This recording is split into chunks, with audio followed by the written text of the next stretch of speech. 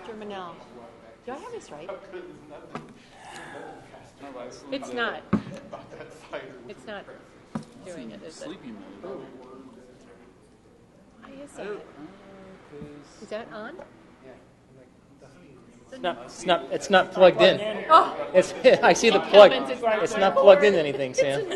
Oh, really? No wonder. Work too well. No, it really doesn't. Yeah. Saw that. From him, yes. So what do I do? Here and There you go. But it's still not. No, the green light might not be on. Well, actually, I do see it. I see it. Oh, yeah, it's on. Yeah, it's charging. I am not. I'll talk to you later. Bye-bye. Yeah. We'll let you know. Yeah.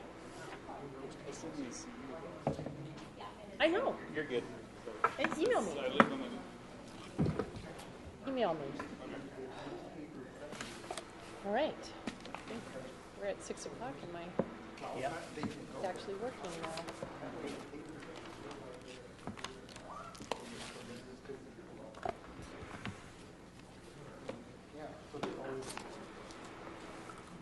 All right, we'll bring this Englewood City Council study session to order. It's at 6 p.m. on Tuesday, September 4th, and we are all here minus Councilmember Wink.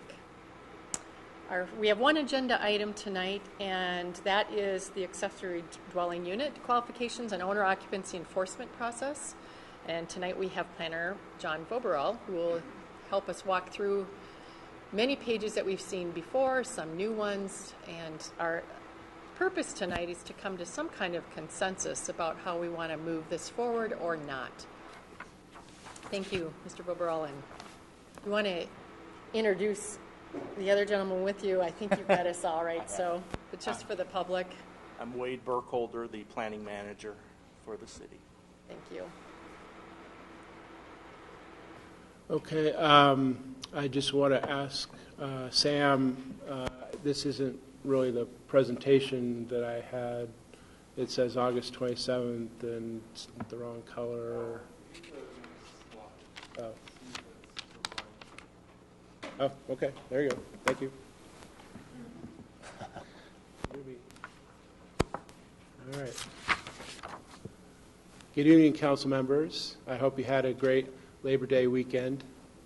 We're here tonight to go over some outstanding concerns that we had last time from our previous ADU study session that took place after the ADU town hall meeting in late May. And the concerns that we had at that time were that there was a request by council to see the actual codified ADU ordinance in writing in conjunction with a future study session. There's also a council request to see details of how the city will administer the ADU ordinance and enforce the owner occupancy requirements. And finally, council also had a question: how does the proposed ADU ordinance compare with the ADU regulatory practices of other cities and counties?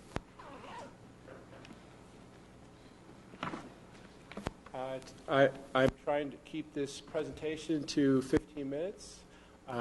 If you have some questions that pop up in your mind during the presentation, I would ask that you would please jot down notes on those, and that we can go back and do a round robin of all council's questions, and then follow that up with conversations about how we would like to move forward. Planning and Zoning Commission started with an model ADU zoning ordinance, which they then proceeded to modify through best practices research as well as Inglewood values. They came up with 5 purposes for ADUs. These are the principles on which they base the ordinance. Number 1, provide options for varied and flexible lifestyle arrangement. 2, provide options for alternative building structures and living space. 3, provide potential supplemental sources of income. 4, increase property values, encourage higher levels of property maintenance. And 5, provide options for building structures, living space, expansion, while simultaneously encouraging preservation of existing structures. The thing that struck me about the ADU town hall meeting was the testimony that we received from many of the participants lined up very closely with these 5 purposes of ADUs. We had some ladies that were nearing retirement that said that they were counting on this ADU ordinance in order to provide them some supplemental income to retire. They felt they wouldn't be able to retire here in this community without that supplemental income helping to bolster their Social Security income. We also heard from a number of different people who would like to care for their parents aging in place, as well as some people who are planning for their time when they will need caregivers, and they're planning to build space so that they can hire a caregiver so that they can age in place. And recently I just had a phone call from a gentleman checking in on this ADU ordinance who was needing a place for their parent, and they need some kind of care that's equivalent to assisted living. And assisted living prices to cost per month to rent is over $5,000 a month. And that could be a concern to outlive that money to pay for that. The accessory dwelling unit owner occupancy requirements. The owner must occupy the primary structure or ADU. The owner must file a deed restriction that precludes renting both the primary structure and the ADU at the same time. The owner must verify annually that he or she continues to occupy one of the 2 units as their legal permanent address through the city's annual ADU mailing process. The owner must reside on the property for a minimum of 9 months a year. The owner leave of absence requirements. Owners may apply to the city for extended leave of absence due to the following: temporary job assignments, military deployments, educational and research sabbaticals, formal voluntary service, religious missionary service, long-term hospital, nursing home, and assisted living stays. The owner must reside on the subject property for at least 1 year after construction of the ADU before applying. The owner may apply for a city-approved leave of absence up to 1 year. During the approved leave of absence, the owner may rent both the principal dwelling unit and the accessory dwelling unit at the same time. I have this slide for accessory dwelling unit design, but in the interest of time, I'm not going to go through all this. But if you have questions on any of this, please feel free to ask once we get through the presentation. A map of Inglewood's historic ADUs reveals certain patterns. Typically, the historical ADUs were clustered within a quarter mile of the Broadway corridor and with a mile walking distance of downtown Inglewood, and are often found within the city's comprehensive plan limited transition areas. Typically, they are located in areas with alleyways. Relatively few historic ADUs were found in the R1A and R1B zone districts, and they're relatively absent from commercial zone districts. And based on those patterns, the Planning and Zoning Commission recommended the MUR 3B, MUR 3A, R2B, R2A, and R1C zone district for new accessory dwelling units. And this map shows those areas that are colored in brown, orange, and yellow as the areas where we would permit new accessory dwelling units to be constructed. The map is overlaid with the historical locations of the historic ADUs in Inglewood, and you can see that they are clustered along that Broadway corridor. And not too many are found outside of those colored areas. Oh, and then I just want to make a comment also that we had, in the ADU open houses, we had 70 property owners who indicated they would like to construct ADUs, and the vast majority of those property owners own property within the yellow area, which is zoned R1C. Now let's get into the meat of the presentation, the accessory dwelling unit qualification process and owner occupancy enforcement. Application fee of $500 covers administrative costs of conducting the property maintenance code inspection. The city may elect to conduct an inspection of the house itself through staff or hire a private home inspector. The applicant must remedy all significant code deficiencies before being granted an ADU construction permit. Allowing an ADU to be constructed on a poorly maintained single-family property is not in the best interest of the city or surrounding neighbors. Plan submittal deed restriction filing. At time of ADU final building permit approval, the applicant must sign the ADU deed restriction that requires the owner occupancy residency in order to be able to rent either the primary or ADU structure. Community development staff records the signed deed restriction with the Arapahoe County Clerk and Recorder. This document serves as a legal enforceable document that property owner is aware of and agrees to comply with the owner occupancy requirements. The deed restriction will show up in the title search when a prospective new owner seeks to purchase property. Then we have the alternative, I don't know why this jumps ahead, but we also have the annual conforming accessory dwelling unit registration mailing. The ADU data will be stored in an official ADU database and also be mapped. Database will be reviewed each September. County accessory records will be checked for new sales and owner names, and the annual conforming accessory dwelling unit registration form will be mailed out to the ADU database listings. And property owners will have a 60-day window to return the signed affidavit of owner occupancy with 2 copies of proof of residency. And these 2 copies come from 2 different groupings. There's the registration grouping, which is vehicle registration, driver's license registration, and voter registration. And you have to have 1 copy from either one of those 3. Or then there's the financial grouping. You also have to have 1 copy from that, and that includes your credit card bill, bank statement, mortgage bill, and property tax statement, 1 from that group as well. An alternative that we've proposed to the mail-in registration is in-person registration. Be very similar to the mail-in registration, but instead they would be required to come into the community development office in person with their 2 forms of identification and residency, proof of residency, and then have their signature witnessed by a notary public, which we do have in our community development office. Before the first annual registration in September, we would come back to council to ask what your preference was, if you'd prefer the mail-in registration or if you would like the in-person registration. Failure to register, violation of owner occupancy requirement, formal enforcement process. So if we have a citizen complaint about this, that somebody is not in compliance with the owner occupancy requirement, or if the staff, through their research, finds evidence of that they're not in compliance, or if they just fail to register, this is the process that we would go through. Step 1 would be the public relations contact. And this, at this point, we have a very flexible communication process. It could be by in-person, through a letter, phone call, or an email. The contact could be. It's very friendly. It's informal. And it's discretionary. So we're trying to work with this person at this time, give them the benefit of the doubt, based on their circumstances, establish a time period for compliance that seems reasonable.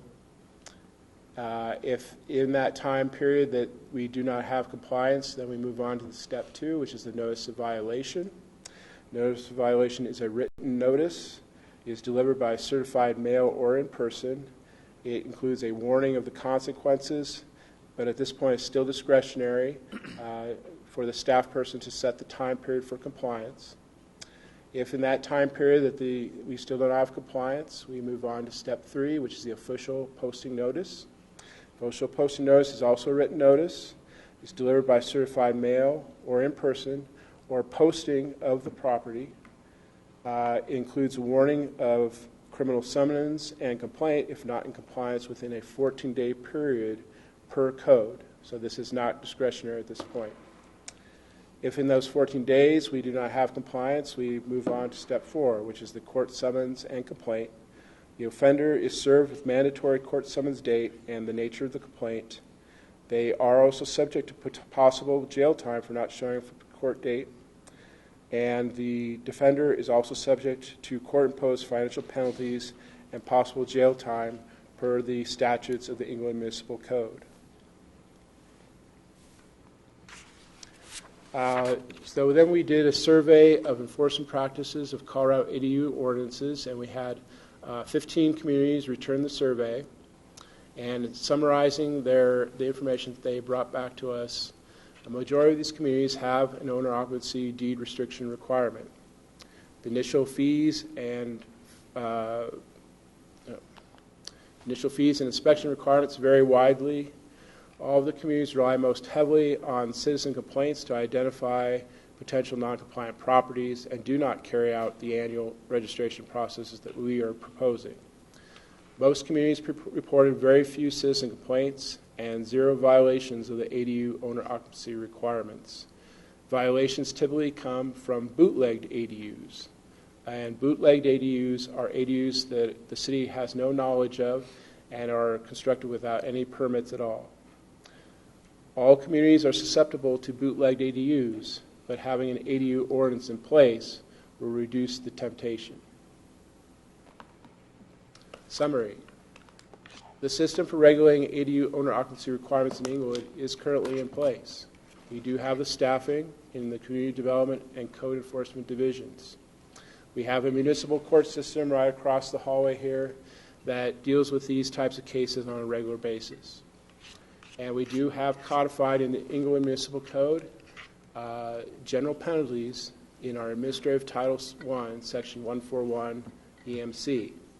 In addition to that, the City of Inglewood is positioned to set a new standard in ADU regulation with the best practice requiring an annual conforming ADU registration process as well as proactive investigation. City Attorney suggested amendments to strengthen the ADU enforcement provisions. The City Attorney has taken a look at the ADU ordinance for us again and has deemed the existing enforcement and general penalty provisions of the England Municipal Code as sufficient for enforcing the ADU owner occupancy requirements. Per previous council comments and for council comfort, the City Attorney has also drafted some additional enforcement and penalty language and inserted it into the original Planning and Zoning Commission recommended ADU ordinance in order to reassure council that the ADU owner occupancy requirements are enforceable. And we have in your packet, we've included attachments A1, which includes these new City Attorney enforcement revisions, and we have highlighted those in yellow. And then Section A2 is the original Planning and Zoning Commission recommended enforcement or recommended ordinance, and you can kind of compare those two to see how they've changed. City Council ADU next steps. So if tonight City Council, a majority of City Council agrees that it is time to move forward and give Inglewood citizens an up and down vote on the ADU ordinance, this is how the process would work. We would go to a first reading vote at the September 17th, 2018 regular meeting. At that meeting, a public hearing date would be set with the soonest date that we could do that based on posting requirements to be October 15th, 2018. And then a second reading would be held on November 5th, which would be the final vote on the ordinance. So at this time, that concludes my presentation. At this time, I would like to try to answer as best I can any questions that each of the council member will have on this. And then once we get through all the questions, I would like to turn it over to council to begin discussing where they fall on this at this time on this ordinance and whether they feel that they are ready to move forward. Thank you very much. Council members, questions? And let's take one at a time and let everyone have a chance and keep going round and round until we've gotten them all answered. Anyone have anything to begin with?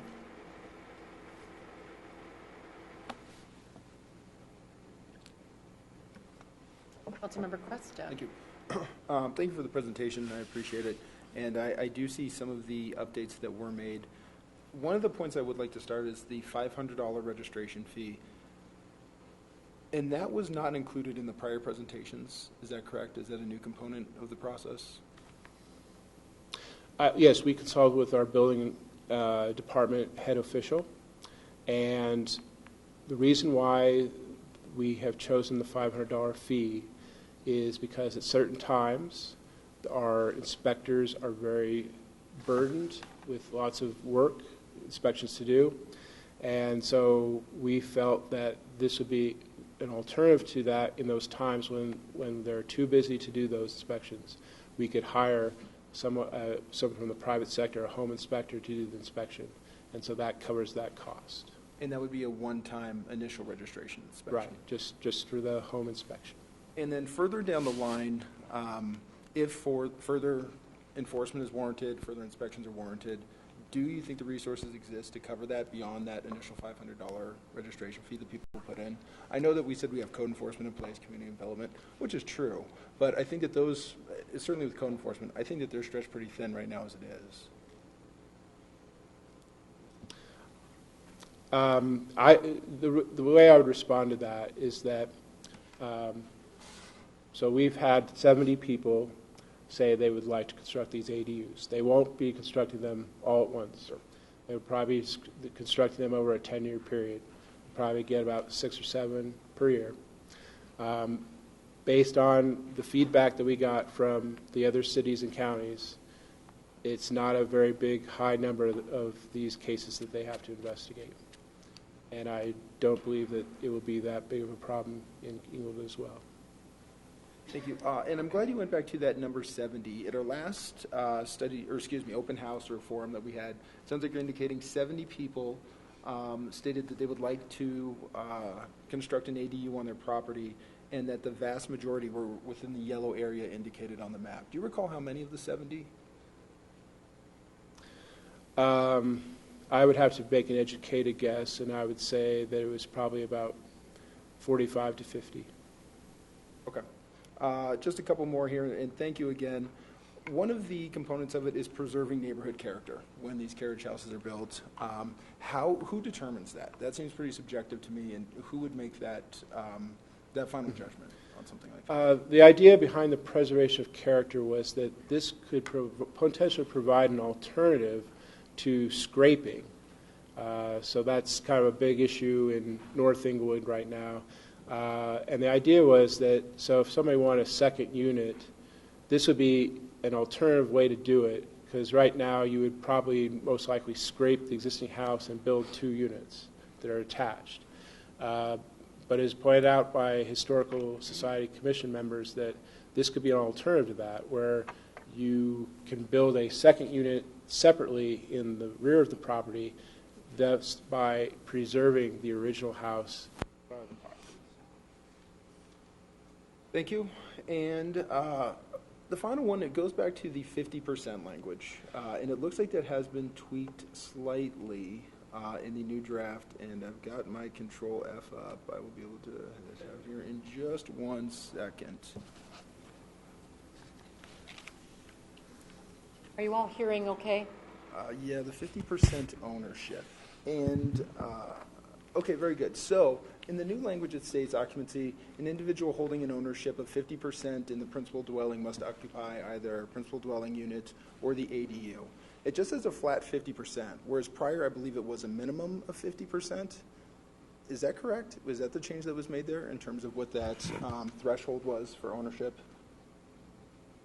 I think it's the same, really. 50%, you have to have at least 50% ownership. The primary occupant, the owner-occupant must have at least 50% ownership in the property. So I don't really think that's really materially changed. This one, it used to open up, I would say, a window. So there was that threshold. It said minimum of 50%, and then so anything above. Now it just says an ownership interest of 50%. Almost, you need 50. 49 doesn't cut it, 51 doesn't cut it. And I know that that's kind of digging into the words there. But I think as it's written, it does just specify you must be a dead even 50%. So it's a minor tweak in the language, but I think it might be one that needs to be made if it were to go forward. Point well taken, and I will consult with the city attorney on that. Thank you for your time, sir. Appreciate it. Thank you, Mayor. Thank you. I let him ask several questions, and you did a really great job. Pardon me. And that's fine. I think it went fine. So let's just keep in that vein and keep it good and concise. Mayor Pro Tem. Okay. Something that you brought up in response to one of his questions is a little bit concerning to me, because the way I took what you said was that you were assuming that people would scrape both buildings and build 2 new units. Did I understand that correctly? That the other thing was an alternative to doing that. So my question is, are we assuming that that's what people really were going to do, was scrape the house and build 2 units, and the other thing is really the alternative? That is an assumption. This is something that we were made aware of by the Historical Society, that they felt that this would be an alternative that would that could encourage people to preserve the original house. Of course, we don't know. That is not necessarily that they will do what they will do, because they will still have choices. But it's a second choice right now. If you want 2 units on a property, it's only attached, and so most likely you'd have to scrape what's there now. Okay, so I'm just going to be very blunt.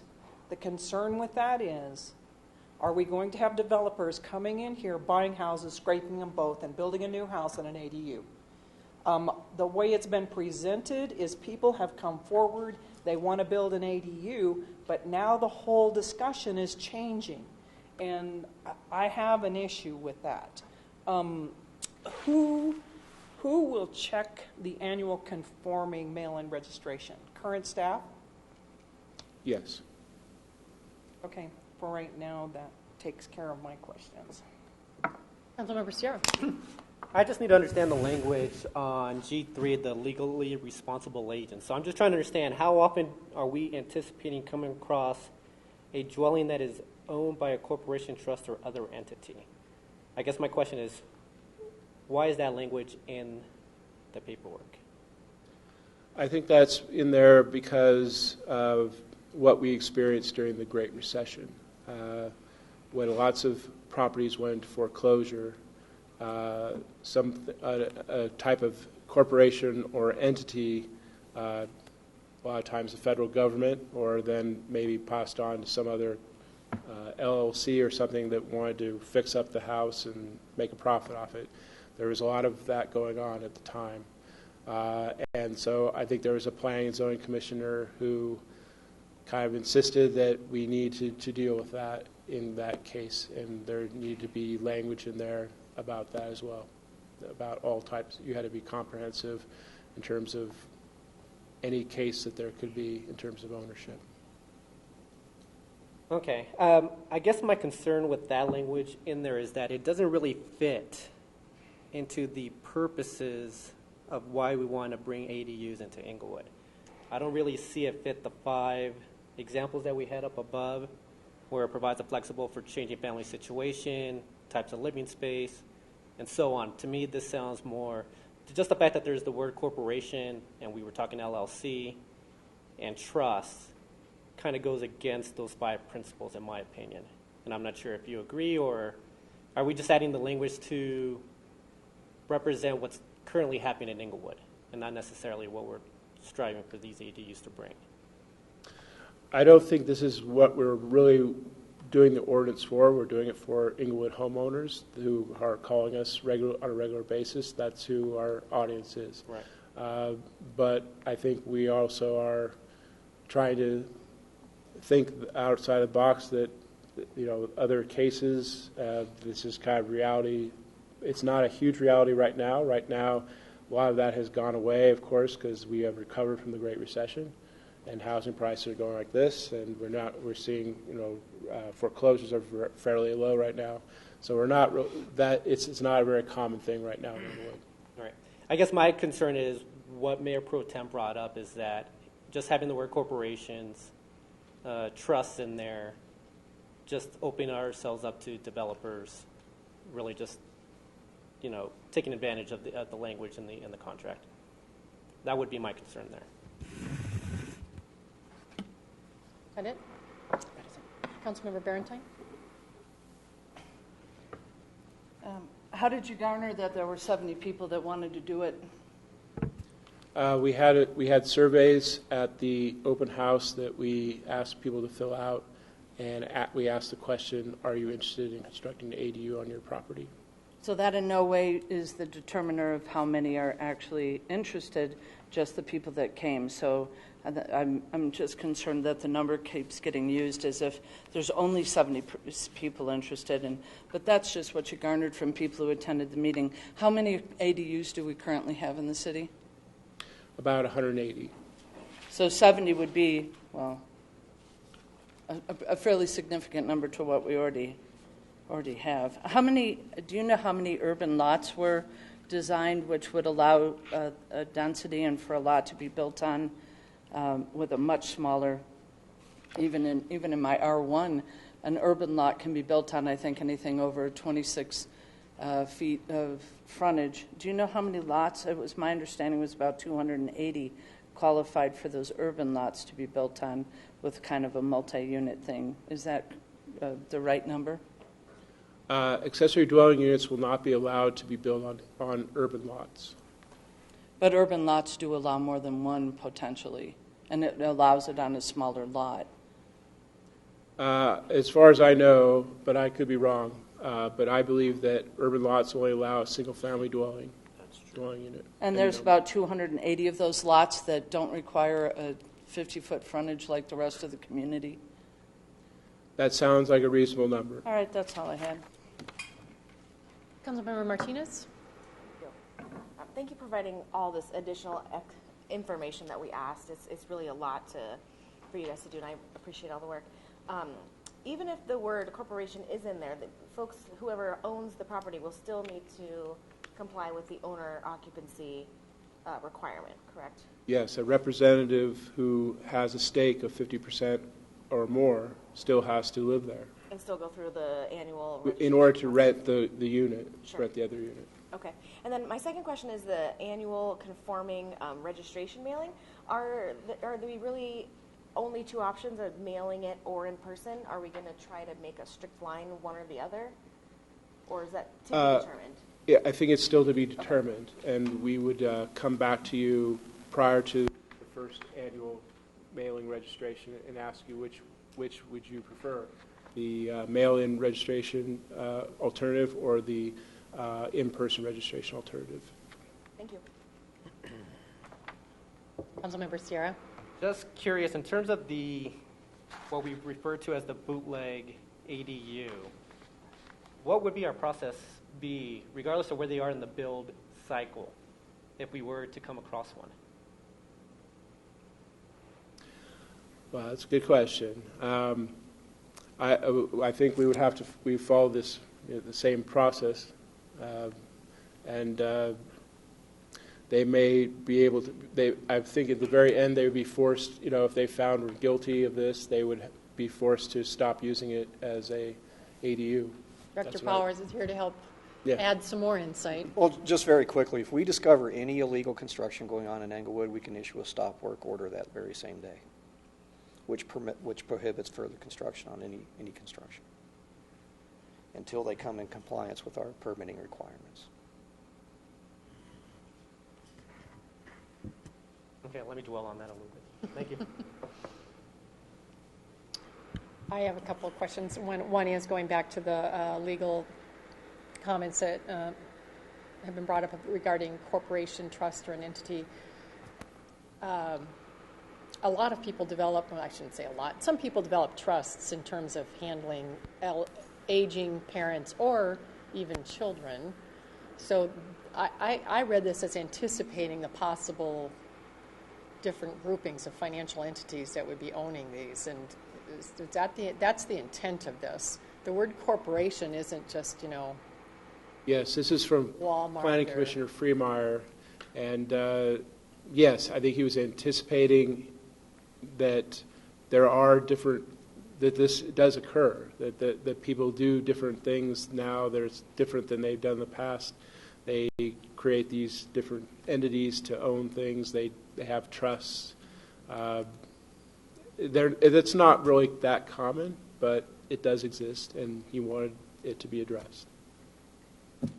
And in the 15 cities that you surveyed, did they talk about developers coming in at all and buying up? And of course, they didn't.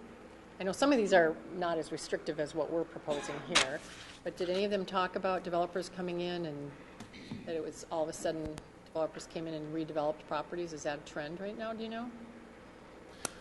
You know, my impression of it was that in many of the communities, they are relatively recent, and the numbers are not high, so I don't think that it is being developer driven. I think this is more, selective. It's probably not something that would appeal to the mass market.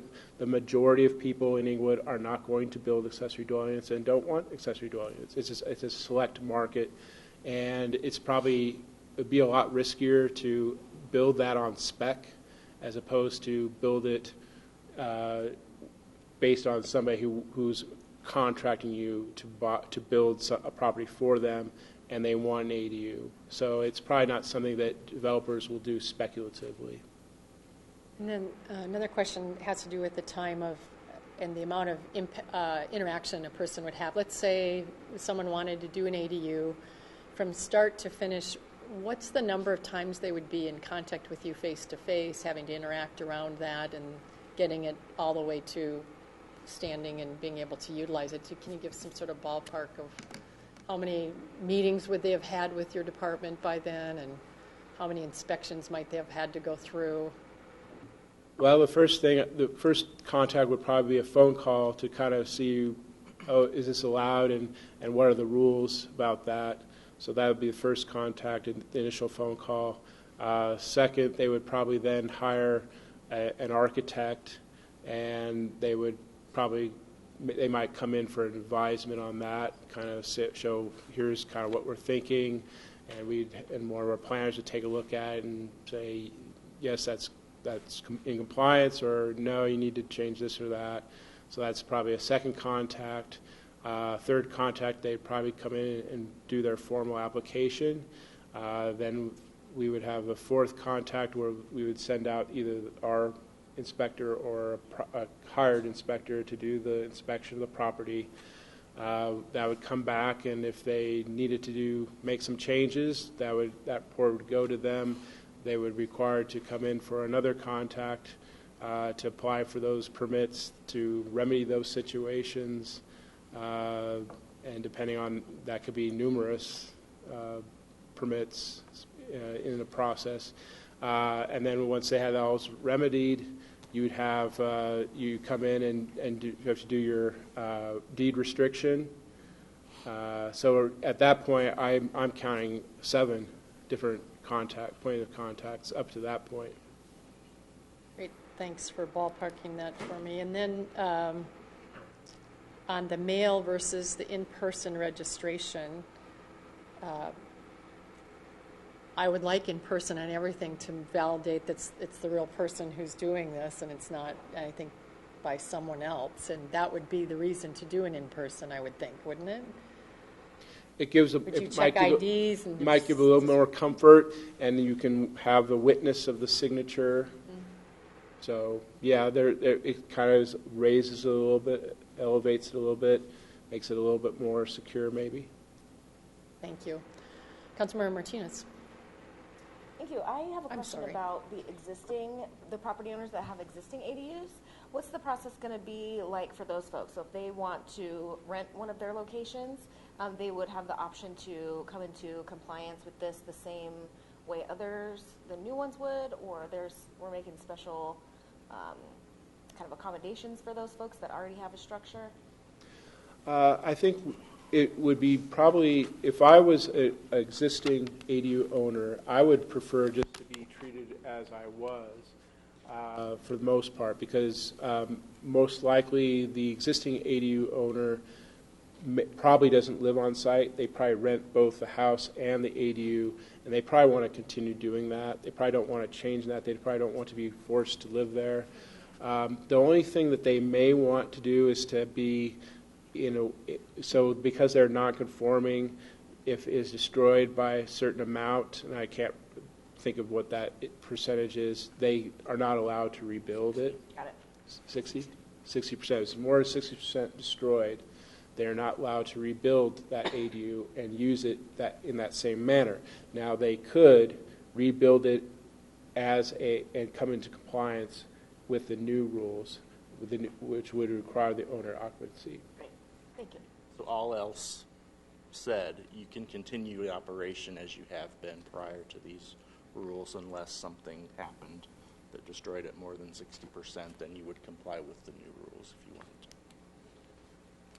Mayor Pro Tem Russell? Sorry, Amy, were you done? Yes. Okay. Yep.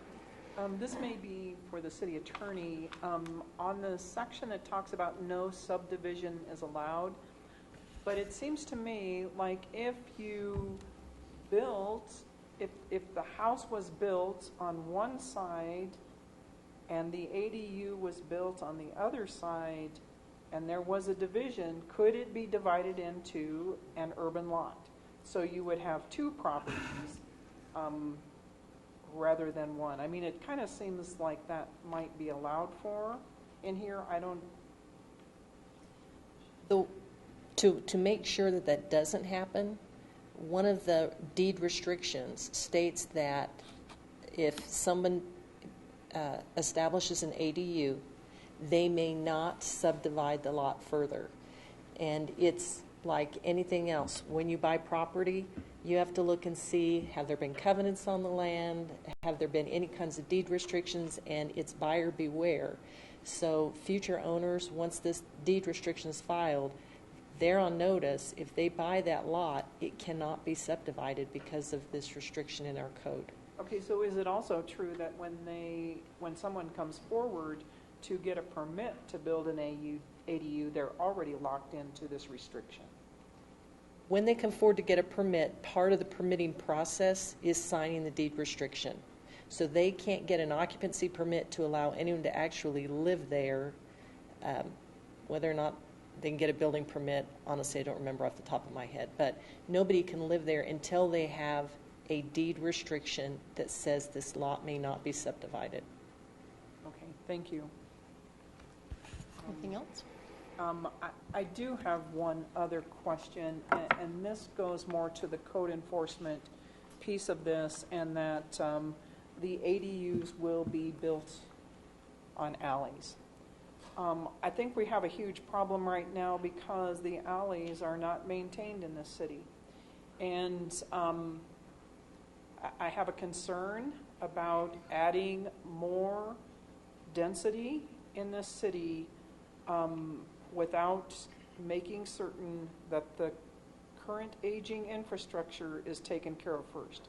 And also that code enforcement is actually enforcing what goes on in the alleys. I don't want to see any ADU started until we know that code enforcement is going to take care of the alleys. And so that's all I have right now. Councilmember Barentine? To the question that was asked to the city attorney previously, that they cannot subdivide a lot, can that be changed by future council by changing the ordinance?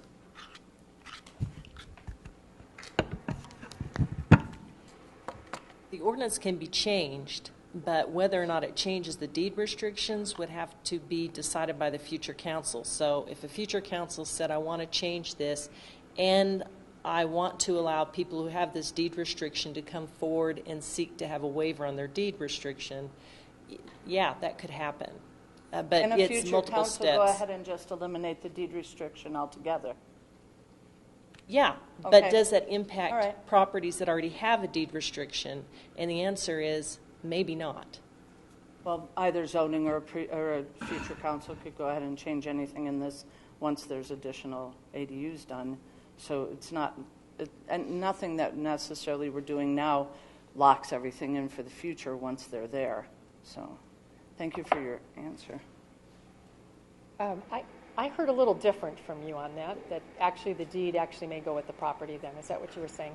Deeds run with the property. So when you buy a property, and everybody knows this when you bought a house, you have a title search, you find out what kinds of restrictions are on your deed. And going in future in time, a council may say from this point forward, we don't want to have to require deed restrictions for ADUs. A deed restriction is a private contract between buyer and seller, so unless the council would make an additional step, which would be if current holders of deeds that have a deed restriction would like to seek waiver from the council, but it's an affirmative action the council would have to take, and then the property owner would have to come and take those steps too. So it's not just one act the council could do. It would take several steps on the part of the council as well as the property owner to undo that.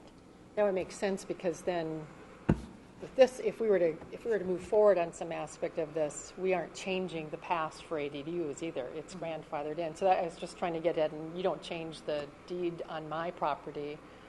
If I bought it that way, that's the way it is. Exactly, and that's why the answer to Councilmember Martinez's question was ADUs that are currently in existence are non-conforming uses, and they are dealt with as non-conforming uses. They are not subject to this code. Great, thank you. So just for clarification on that, a future council could go ahead and stop any kind of enforcement on the ownership requirement as well. I mean, the council is creating this. The council can uncreate this. The citizens can come and create ADUs if they wanted to put it on the ballot, or uncreate them at some other point.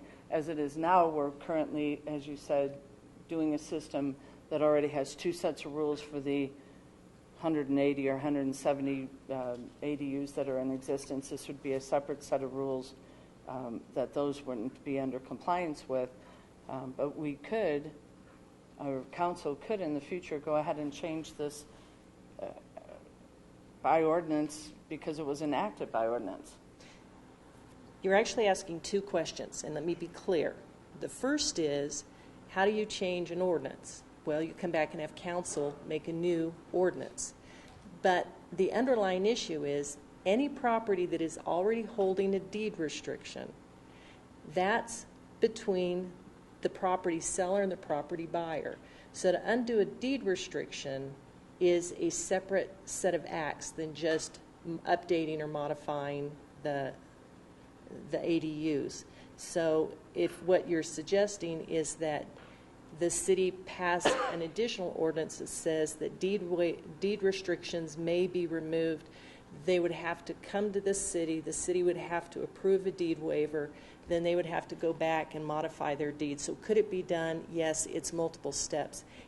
It's much more complicated than just passing a new ordinance. I guess what I was actually asking was that the enforcement of the deed restriction could be stopped. I mean, if the city doesn't enforce the deed restrictions or doesn't hold people accountable to them, then that's up to the future council. They can stop enforcing it, if it's even possible to enforce it in the first place.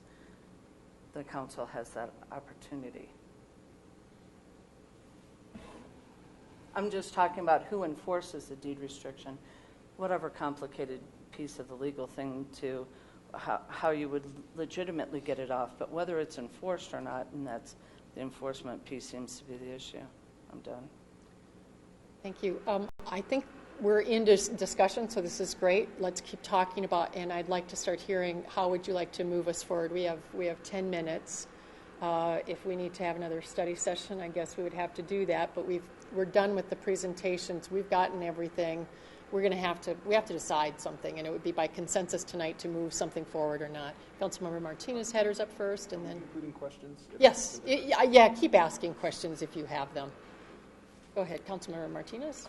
Thank you. I just want to again thank staff and the Planning and Zoning Commission for all the work that's been done on this. We've been working on this, studying this for 2 years, I believe, and constantly looking at more information, and we've really engaged the community on this topic, and I really appreciate all their feedback. I'm ready to move forward in support of this with the same recommendation that came from Planning and Zoning, which is to allow it in MUR3B, MUR3A, R2B, R2A, and R1C. I think that's a good place to start. If we find that we want to expand it later, I think that would be an option, but I'm ready to move forward with it as it is.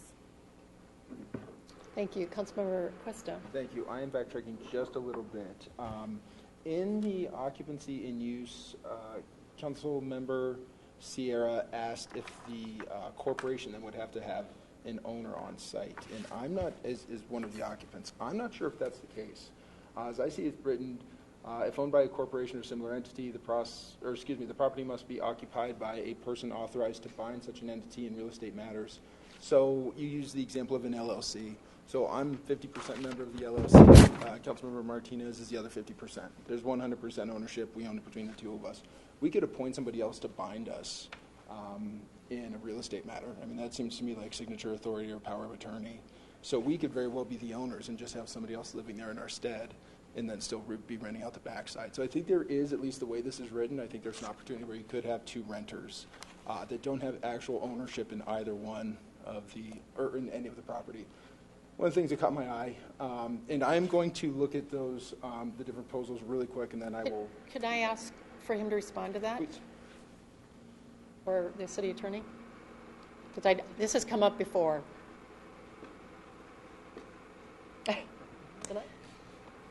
Yes, you're right. When I went back through the original proposal that came out of planning and zoning, without making major changes, because major changes would have to be sent back to planning and zoning, but with making minor changes, I tried to tweak some of the wording to make it more enforceable in our court. And what I came back with is the concept that I've been dealing with property owners here in Inglewood in the last year and a half that do own their homes in trust. So John and Sue Smith, their home is owned by the John and Sue Smith Trust. They continue to live there. Why they hold it in trust is their personal reason.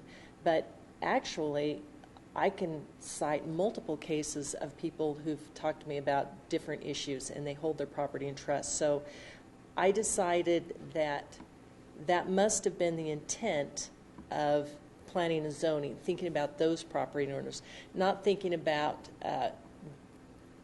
Joe's rental properties coming in and purchasing all of those and then allowing an ADU to be built behind a rental property. However, I, like you, am concerned that this language is overbroad, and this is one of the, I think that if this is a change that you'd want to have looked at, this would be something you'd want to send back to planning and zoning, because it would be a major change, which I think what you're saying is that they need to consider whether or not John and Joe Smith, who own their house as John and Joe Smith, is equal to Smith Rental Incorporated, which has 18 properties. How you differentiate between them, I'm not sure, but the way planning and zoning put this together, it does suggest that any type of corporation is allowed to own a property and have an ADU behind it. My major concern was, how do we enforce our code if we're trying to enforce against a corporation? Because enforcing against a corporation in municipal court is very difficult. So what I wanted to do when I went back and rewrote the language is identify that some individual who has agreed to accept a responsibility for the property and has been given that responsibility by the corporation agrees that if citations need to be served or anything needs to happen for enforcement purposes, that they will be the responsible party for that we can take that person to court and prosecute that person. So that was my update. But does it address your issue specifically? No. Thank you. Thank you, ma'am. I'm not sure which hand it up. I think Mayor Pro Tem maybe was first. Okay, I think it might have been me, but I would like to change the corporation piece because I don't want to make it easy for corporations to come in here. Now, my brother had an LLC for when his son was going to college, and I think that's different than somebody that owns a whole bunch of rentals. So I would like to see the language tightened up there. The other thing that I'm really kind of concerned about is in the information that you gave us this evening, the feedback from the other cities, 12 out of the 14 cities rely on citizen complaints. I think we are looking for problems if we're going to rely on citizens complaining about each other. It creates division in the community, and I want a way to enforce this without citizens having to complain about their neighbors. And if we can't do that, then we're not ready to move forward with this. Councilmember Barentine?